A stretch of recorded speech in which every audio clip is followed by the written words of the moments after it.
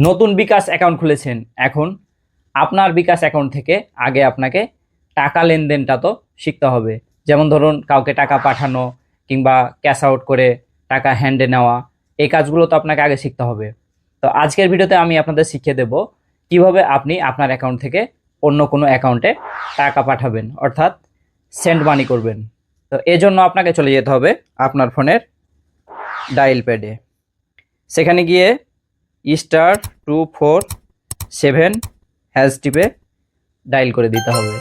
এবারে নাম্বার 1 যে অপশনটি দেখতে পাচ্ছেন, সেন্ড মানি, তো এখানে 1 টিপে সেন্ড করে দেব।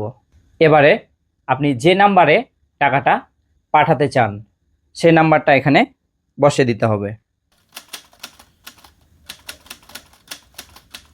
এবারে সেন্ড বাটনে ক্লিক করে দেব। এবারে এখানে আপনাকে অ্যামাউন্টটা বসিয়ে দিতে হবে, অর্থাৎ আপনি যত টাকা পাঠাতে চান সেই অ্যামাউন্টটা এখানে বসিয়ে দিতে হবে। তো আমি একটা বসিয়ে সেন্ডে ক্লিক করে দিলাম।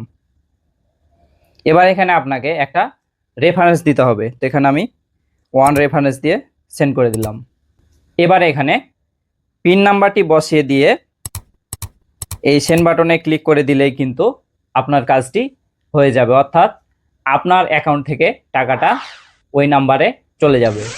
বাস, হয়ে গেল।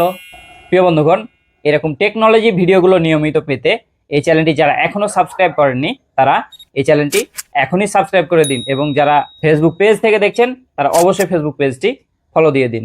ধন্যবাদ সাথে থাকার জন্য। দেখা হবে নতুন কোনো ভিডিওতে।